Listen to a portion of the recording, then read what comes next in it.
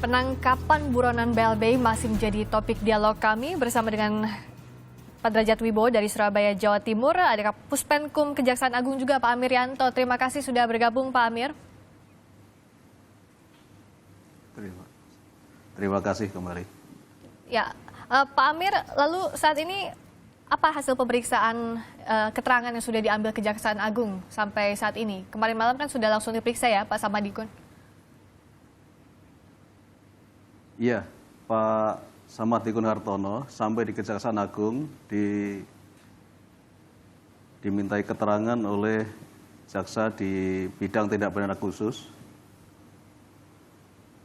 Yang pertama diberitahukan tentang isi putusan,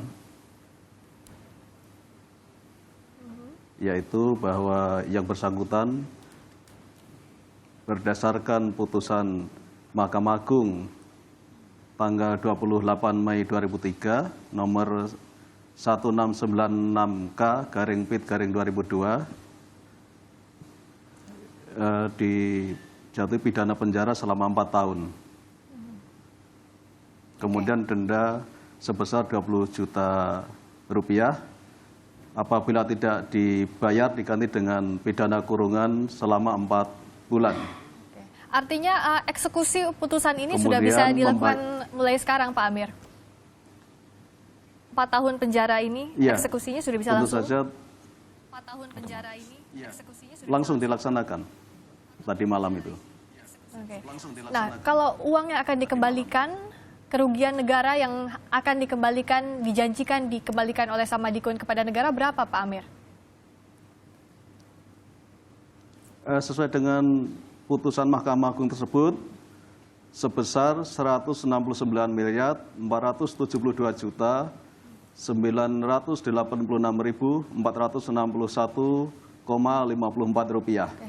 Oke. Pengembalian yang uang bersangkutan bahwa silakan Pak Amir. Akan konsultasi dulu dengan keluarganya untuk mengembalikan uang pengganti tersebut. Ini harus ditagih segera ya, Mas Tama? Ya, tentu saja ya. Kalau kita lihat secara hukum kan begitu dia inkrah, maka harus dijalankan ya, harus dieksekusi mungkin bahasa lebih tepatnya. Artinya ada pidana penjara di sana, kemudian juga ada bicara soal kerugian negara, pengganti dan denda dan lain sebagainya. Menurut saya itu harus segera dilakukan. Ya, cuma kan poin pentingnya adalah terkait dengan aset ya. Bagaimana kemudian ada upaya yang lebih serius menurut saya untuk bisa mengejar bagaimana kemudian kerugian negara itu yang sudah terjadi akibat BLBI. Dan kita juga harus lihat bahwa kasus BLBI ini kan nggak hanya melulu soal perkara pidana. Coba kita urut lagi ke belakang misalnya. Dalam penutusan proses hukum itu ada perdatanya, ada pidananya. Contohnya misalnya dalam kasus perdatanya sudah ada berapa banyak yang mengembalikan semuanya atau yang sudah mengembalikan secara penuh kewajiban para obligor ini kan. Beberapa contoh misalnya seperti Samsun Nur Salim misalnya. Kalau kita lihat ya dalam sejumlah pemberitaan disebutkan ada 27T, kemudian dia belum bayar sekitar 4 triliun lebih yang belum dibayar ke negara. Ini bagaimana pertanggungjawabannya? Tentu ini menjadi tanggung jawab negara untuk menjelaskan, dalam hal ini mungkin kejaksaan juga bisa menjelaskan soal itu. Nah, yang lainnya tentu akan bicara siapa-siapa lagi yang kemudian masih di luar negeri dan harus dikejar. Nah, oke. Nah, kita tanyakan ke Pak Amir. Untuk pengembalian ini, kerugian-kerugian negara ini, sudahkah diidentifikasi oleh Kejaksaan Agung siapa-siapa saja yang belum dan bagaimana untuk memastikan bahwa kerugian negara itu kembali ke kantong pemerintah secepat mungkin? Tentu saja bahwa fokus utama kejaksaan pada saat ini adalah untuk mengeluarkan kerugian negara berdasarkan amar putusan terhadap terpidana yang sudah berkekuatan hukum tetap. Misalkan seperti Pak Samadikun Hartono ini, memang tadi malam juga ditanya bahwa aset-asetnya apa saja ya, kemudian kapan akan mengembalikan uang pengganti tersebut, dan yang bersangkutan memang memberikan keterangan yaitu bahwa karena baru ditangkap akan konsultasi dibicarakan dulu dengan keluarganya.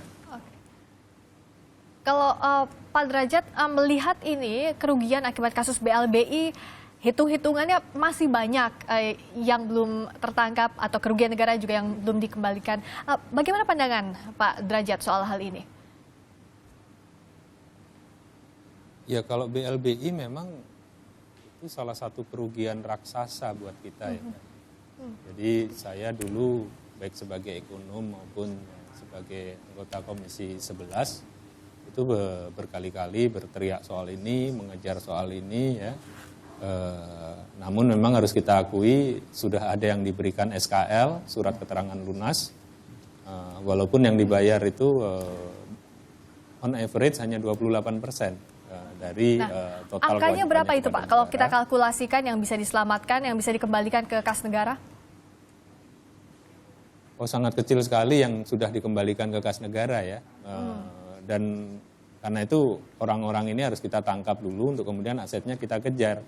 Nah, bagaimana pengembalian asetnya tentu kewenangan lebih banyak di Kejaksaan Agung, tapi Pak Sutioso dan jajaran BIN siap-siap saja kalau diminta membantu Kejaksaan Agung untuk ikut menelusuri aset-aset itu di mana ya, karena kita Jumlah mempunyai pastinya Pak akses-akses Derajat yang intelijen. masih potensi yang masih bisa dikembalikan, yang bisa diselamatkan berapa? Angka pastinya apakah sudah ada kalkulasi soal ini Pak Derajat? Belum bisa Mbak, karena itu akan selalu terus berkembang ya. Dan ada dua sisi yang harus kita lihat. Kita kan berpatokan dari sisi hukum, itu adalah keputusan yang sudah ingkrah.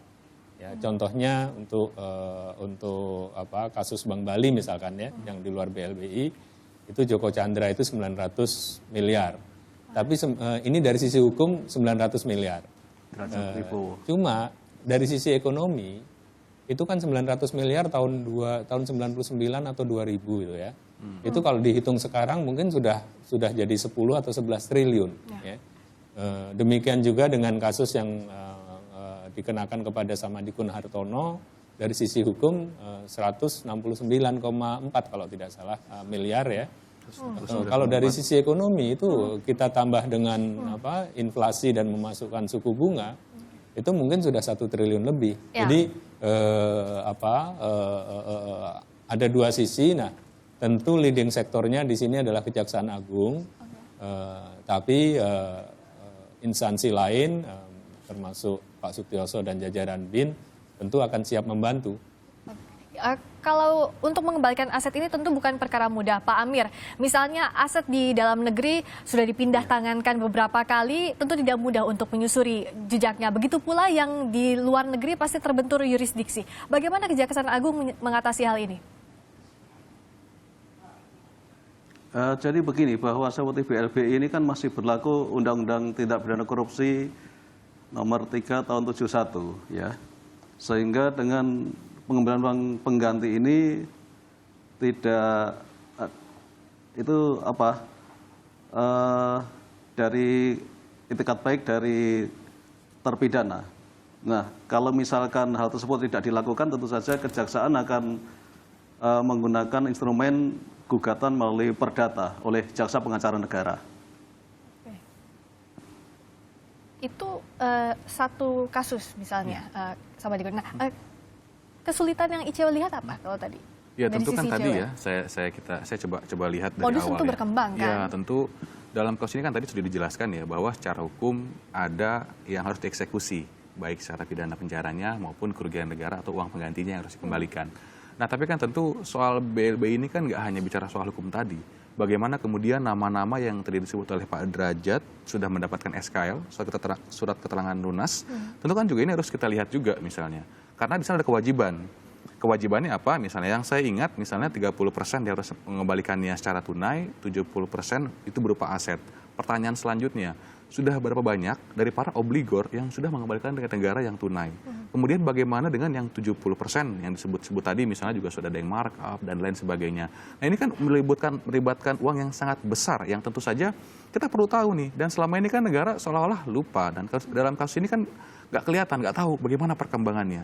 Bahkan dalam pemberitaan pun juga kita diingatkan kembali oleh KPK tahun 2014 kemarin ketika ada beberapa nama diperiksa oleh KPK terkait dengan BLBI. Nah, tetapi negara sendiri dalam konteks upaya untuk mengembalikan ini kan nggak kelihatan. Artinya kita juga harus lihat misalnya tanggung jawab negara dalam konteks bagaimana uang-uang yang sudah hilang, kemudian ada upaya untuk mengembalikan itu kembali ke negara. Apa yang mesti dibenahi pertama kali? Ya tentu kita harus lihat lagi ya, kita harus urut. Tentu ujung tombaknya di sini ada pada kejaksaan. Karena tadi sudah dikatakan, selain dengan proses hukum kasus korupsinya, kejaksaan juga bisa melakukan gugatan perdata. Karena kan jaksa berperan sebagai pengacara negara. Tentu ini juga menjadi satu hal yang kita tunggu.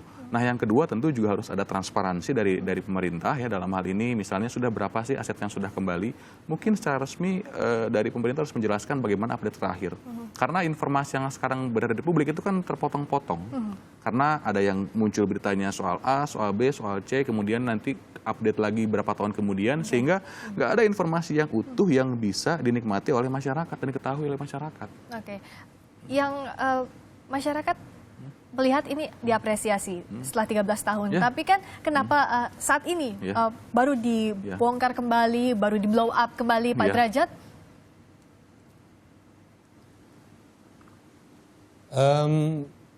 Ya soal kenapa baru sekarang, tentu kan kita kembali ke pemerintahan sebelumnya. Ya, saya tidak etis kalau berkomentar kenapa pada waktu itu belum bisa tertangkap. Yang jelas sekarang setelah ada perintah dari Bapak Presiden, Kepala BIN menindaklanjuti, kemudian memperoleh mengumpulkan data-data intelijen, ya, setelah didapatkan data intelijen yang datanya paling tersedia dan paling akurat, itulah yang kita eksekusi. Tapi kalau sebelumnya tidak dibuka secara transparan ke publik, sekarang mencoba untuk dibuka ke publik dengan transparan, Pak Derajat? Ya, kalau untuk transparansi tentu tugas kejaksaan. Kalau BIN nggak bisa transparan, Mbak. Kalau BIN transparan, jebol semua nanti ya. Tapi sebagai saintis, saya tentu sepakat dengan apa yang disampaikan oleh Mas Tama tadi, ya, bahwa memang banyak keanehan. Ya. BLBI ini dulu saya plesetkan itu bikin ludes bangsa Indonesia. Ya, jadi memang banyak keanehan. Tapi ini sudah belasan tahun, ya, kita coba sekarang gali apa yang bisa kita lakukan. Harus diakui sebagian dokumen itu sudah hilang dan hampir semua aset sudah berpindah tangan, sudah terpecah-pecah. Penelusurannya tentu tidak mudah. Aset-aset yang terakhir saja, yang kasus Bank Senturi atau kasus terakhir, itu aja sudah sangat sulit. Apalagi ini sudah terjadi 17 tahun yang lalu dan kemudian proses hukumnya berlarut-larut. Ya pokoknya kalau orang Jawa bilang kita petani satu persatu, mana yang Meskipun ketemu sulit, kita ambil, BIN mana yang pesimis ketemu atau kita tidak, ambil Pak itu. Derajat? Oh, BIN nggak pernah pesimis, BIN selalu optimis. Apalagi Bang Yos itu kan tipe orang yang pokoknya harus bisa gitu, dihajar dulu dia harus bisa, terus kemudian dicari jalannya, sehingga ya inilah makanya kita lihat ada din minimi, Presiden memerintahkan ada soft approach dilakukan, din minimi bisa kita ajak turun. Kalau Kemudian, kita lihat puzzle-nya sudah banyak yang BLBI hilang, potongan-potongan kasusnya berserakan di mana-mana, lalu Kejaksaan Agung seperti apa, Pak? Untuk membongkar ini dalam waktu dekat?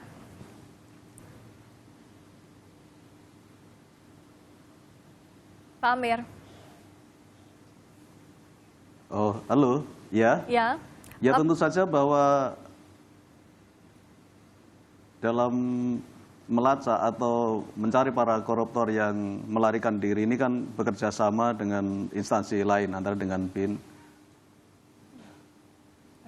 dan lain-lain, ya itu. Dan tentu saja kita harus optimis bahwa para koruptor ini akan tertangkap dan dapat dilakukan eksekusi, baik pidana badan maupun uang pengganti secara Kejaksaan keseluruhan. Agung menjamin hal ini, Mas Tama, publik bisa optimis? Tentu saja kita dalam posisi yang optimis, karena nggak mungkin kalau kita pesimis bagaimana dengan rakyat, itu yang kemudian juga harus kita pikirkan. Nah, tapi tentu kan juga harus ada strategi yang matang, koordinasi yang juga tepat.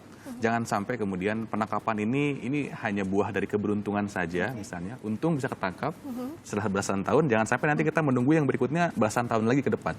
Nah, sehingga kita sangat mengharap bahwa ada strategi yang kemudian dibangun, ada perbaikan-perbaikan secara mekanisme, baik di internal pemerintah bagaimana hubungan lobby dengan negara lain, bahkan bicara soal ekstradisi juga. Harapan kita semua dikerjakan oleh negara. Keseriusan pemerintah untuk Ya, betul mengembalikan sekali. kerugian negara yang Betul hilang, sekali, mengembalikan aset negara dan mengeksekusi para koruptor itu Ya. yang ditunggu. Terima kasih Mas Tawalanggun, terima kasih Pak Mbak Derajat Priska. Wibowo, terima Mbak Priska. kasih Pak. Mbak Iya silakan Priska. Pak Derajat, Halo. silakan. Ya. Mungkin saya sedikit koreksi saja kalau Oke. dikatakan oleh Mas Tama tadi keberuntungan itu Oke. ini bukan keberuntungan ya. Oke. Kita lakukan operasi intelijen, kita Oke. kumpulkan data. Baik. Setelah ketahuan bahwa dia ada di China, Bang Yos menghubungi pihak China. Oke, kemudian artinya pihak ini China bukan membantu. keberuntungan Jadi ini memang dan kita hasil dari tunggu sebuah lagi proses. penangkapan Ya, berikutnya. saya sangat- ya, kita menunggu. Terima kasih Pak Derajat, terima kasih Pak Amir, terima Ya, kasih ya, juga ya, Mas sama-sama. Tama.